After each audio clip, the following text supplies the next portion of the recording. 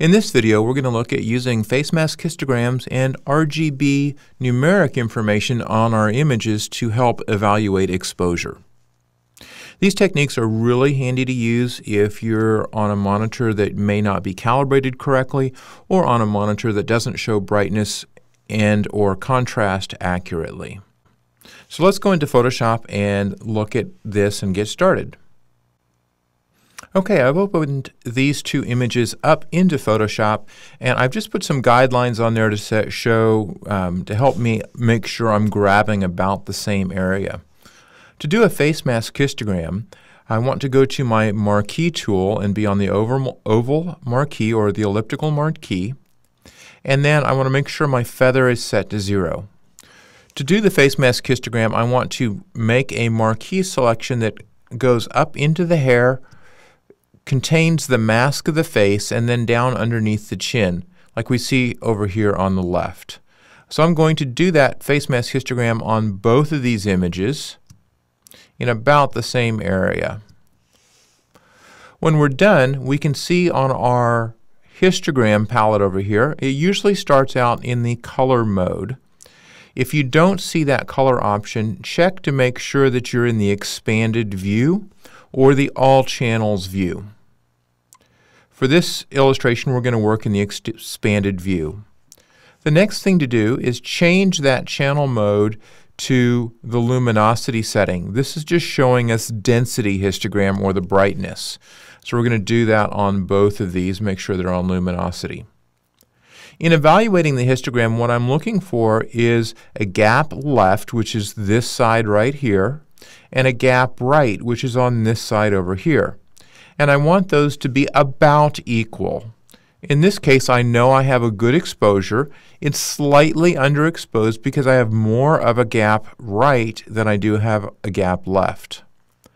If we look at the second image, we can see we still have that gap left, but there's less space on the gap right. So this image is slightly brighter, which visually we're seeing that on the screen if we ignore the background information.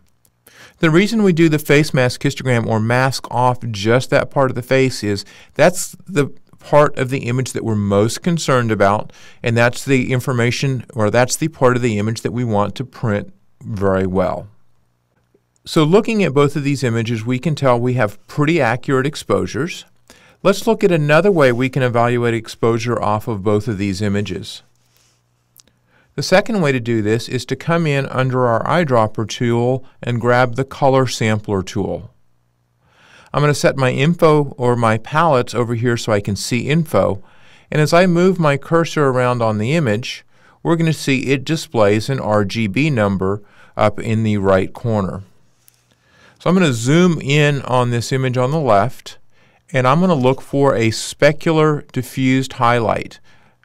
Basically looking for some of the brightest part of the skin on the image. In this case, I picked the spot on her nose.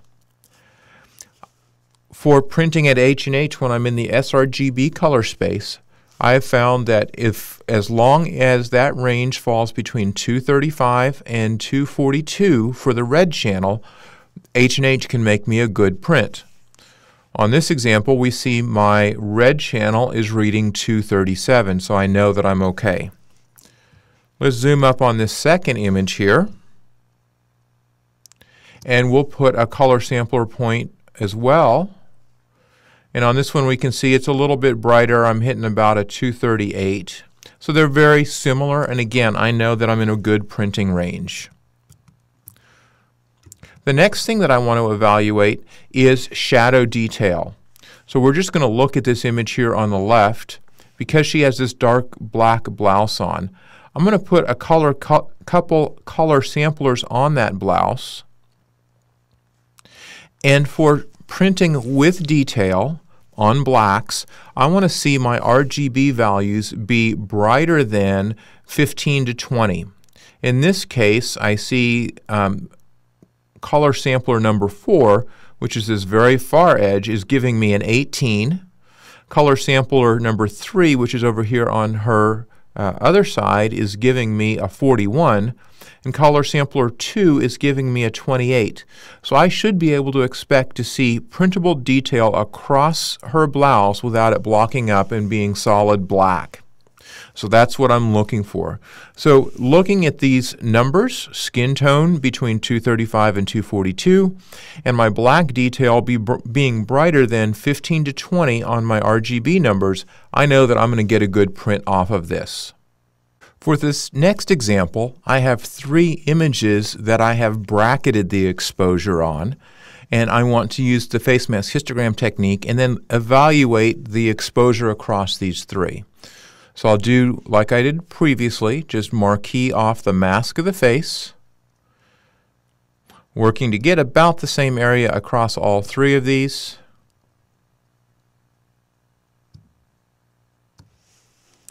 And evaluate those face mask histograms. So starting on the image on the left here, this is actually about 2/3 of a stop underexposed. I can see I have a significant gap now on here on the right side.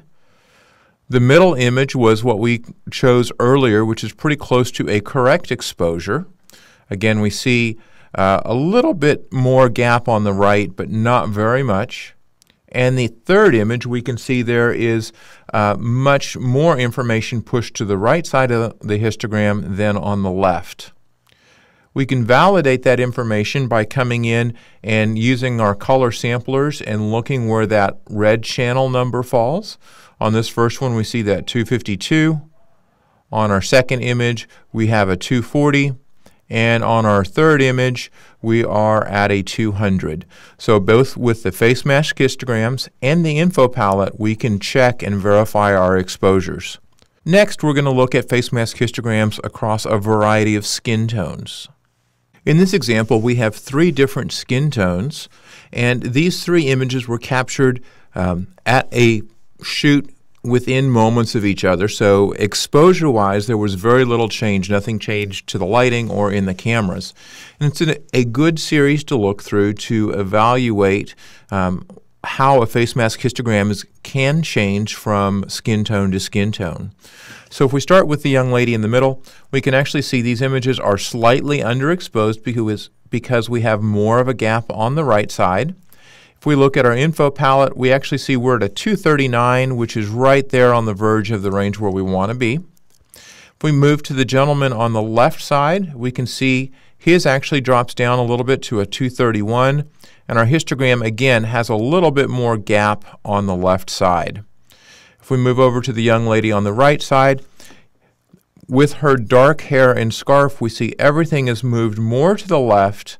And evaluating the red channel, we see we're at a 227. So you can kind of use these as guidelines to say, based on the skin tone that I have, what should that face mask histogram look like? Once again, here is the young lady on the left, have a little bit more gap on it. We have a 229 for our red channel specular highlight. Here we have the young lady have a little bit, she's got a decent tan, a little bit of gap on the right, but we still have an empty spot here on the left. And our info shows us 239. And for the last gentleman, still a little bit underexposed here, and our info palette puts us at 231. So again, that gives you a good guideline and range to look through. If you like this information or want further information on how to evaluate your images using the face mask histogram and RGB numbers in Photoshop, check out our full-length web class called Getting Good Color. You can find that on the H&H website under the Inspire section and then under Workflow.